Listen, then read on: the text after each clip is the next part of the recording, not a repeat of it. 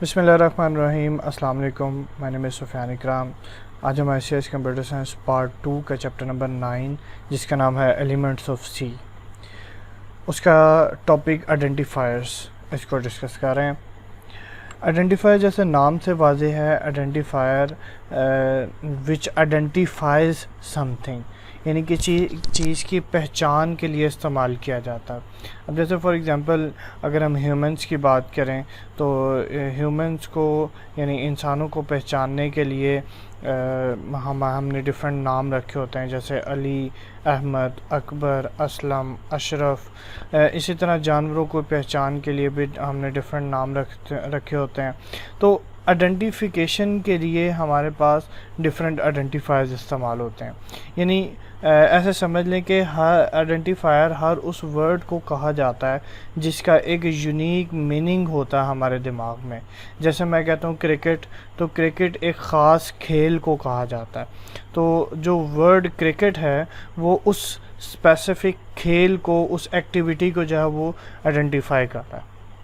इसी तरह computer science की अगर बात करें तो कंप्यूटर साइंस के अंदर हमारे पास बहुत सारी ऐसे कॉन्सेप्ट्स हैं जिनको आइडेंटिफाई करने की ज़रूरत पड़ती है। जैसे फॉर एग्जांपल हमारे पास वेरिएबल्स हैं, कांस्टेंट्स हैं, डिफरेंट टाइप्स हैं, फंक्शंस हैं और लेबल्स हैं। अब ये क्या कॉन्सेप्ट्स हैं इनको आगे जाके डिस्कस करेंगे, लेकिन अभी यहाँ पे ये समझना इंतहाई ज़रूरी है कि इन तमाम चीज़ों के लिए, इन तमाम कॉन्सेप्ट्स के लिए हमें आइडेंटिफायर्स रिक्वायर्ड होते हैं।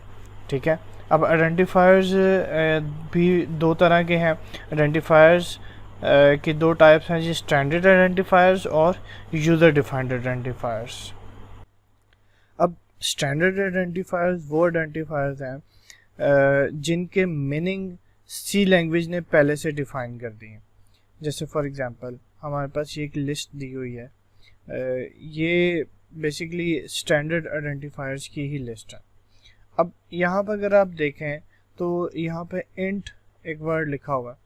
अब इंट का एक ख़ास मीनिंग है, यानी ये इंटीजर्स की एक डाटा टाइप को रिप्रेजेंट करता है इंट। ठीक है, इसी तरह अगर हम बात करें यहाँ पे एक वर्ड लिखा हुआ है CHAR, तो चार बेसिकली ये करैक्टर्स की डाटा टाइप को रिप्रेजेंट करता है। इसी तरह फ्लोट हमारे पास पॉइंट्स वाले नंबर्स, फ्लोटिंग पॉइंट नंबर्स की डाटा टाइप को रिप्रेजेंट करता है। तो पता ये चला कि हमारे पास बहुत सारे ऐसे वर्ड्स हैं जिनके ख़ास मीनिंग्स हैं बैकएंड के ऊपर। ठीक है, और वो जो ख़ास वर्ड्स हैं और जिनके बैकएंड पे एक ख़ास मीनिंग्स हैं वो सी लैंग्वेज ने डिफ़ाइन करवाए। Standard identifiers have special meaning in C. These can be redefined but not recommended.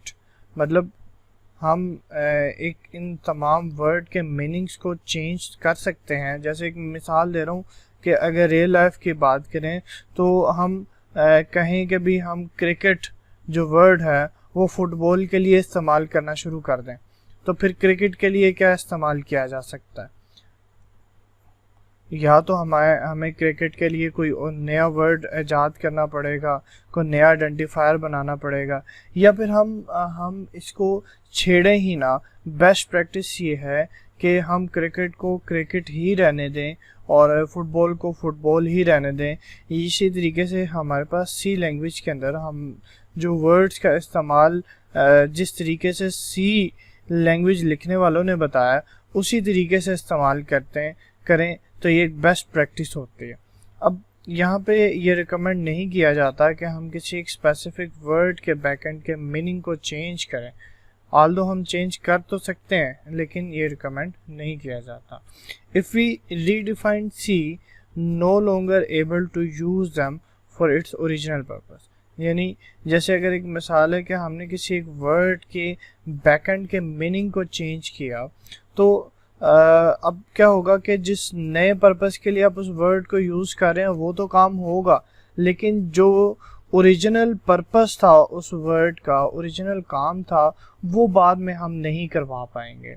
ठीक है, जैसे क्रिकेट की एग्जांपल मैं आपको दे रहा था कि अगर हमने क्रिकेट का नाम उठाकर किसी और स्पोर्ट्स के साथ जोड़ दिया है तो फिर क्रिकेट को हम क्या काम किस नाम से पुकारेंगे, किस तरीके से आइडेंटिफाई करेंगे।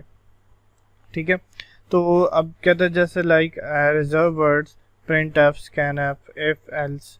प्रिंट एफ, स्कैन एफ दो फंक्शंस हैं, ये फंक्शंस को रिप्रेजेंट करते हैं, और इफ़ और एल्स ये दो ऐसे वर्ड्स हैं जो डिफरेंट फंक्शनैलिटीज़ को किसी लैंग्वेज की डिफरेंट फंक्शनैलिटीज़ को रिप्रेजेंट करते हैं। ऑल्दो हम इंशाल्लाह नेक्स्ट लेक्चर्स के अंदर इन तमाम वर्ड्स से बड़े अच्छे तरीके से फेमिलियर हो जाएंगे। सेकंड है हमारे पास user defined identifiers. User defined identifiers उन आइडेंटिफायर्स को कहा जाता है जो यूज़र अपनी ज़रूरत के मुताबिक डिफ़ाइन करवाता है। अब याद रखिएगा कि तमाम के तमाम स्टैंडर्ड आइडेंटिफायर्स यूज़र की नीड्स को फुलफ़िल नहीं कर पाते। ठीक है, अब जैसे एक मिसाल है कि भी हमारे पास जब भी हमने कोई प्रोग्राम के अंदर कोई डाटा स्टोर करना है तो वो डाटा कोई हवा में तो स्टोर नहीं होगा, वो डाटा किसी न किसी मेमोरी लोकेशन पे स्टोर होगा। अब वो जो मेमोरी लोकेशन जहाँ पे हम डाटा स्टोर कर रहे हैं उसकी पहचान के लिए हमें उसको उस मेमोरी लोकेशन को कोई ना कोई नाम देना होगा, क्योंकि मेमोरी लोकेशन तो मेमोरी के अंदर बहुत सारी होंगी। अब उस स्पेसिफिक मेमोरी लोकेशन को कोई ना कोई नाम देना होगा ताकि हम उसको इजीली आइडेंटिफाई कर सकें। तो उसके लिए हम एक कोई ना कोई आइडेंटिफायर हमें रिक्वायर्ड होगा। तो यूज़र अपनी ज़रूरत के मुताबिक इन मेमोरी लोकेशंस को मुख्तलिफ नाम देता है। ठीक है, इसी तरह डिफरेंट फंक्शंस यूज़र अपनी ज़रूरत के मुताबिक बनाता है, तो उन फंक्शंस को डिफरेंट नाम देने होंगे। तो यूज़र आइडेंटिफायर्स उन आइडेंटिफायर्स को कहा जाता है जो यूज़र अपनी ज़रूरत के मुताबिक बनाता है, उनको हम कहते हैं user identifiers. Thank you very much जी। अपना और अपने इर्द गिर्द वालों का ख्याल रखिएगा और मेरे नई सोफियान इकराम का सलाम पहुँचाइएगा। अल्लाह हाफ़िज़।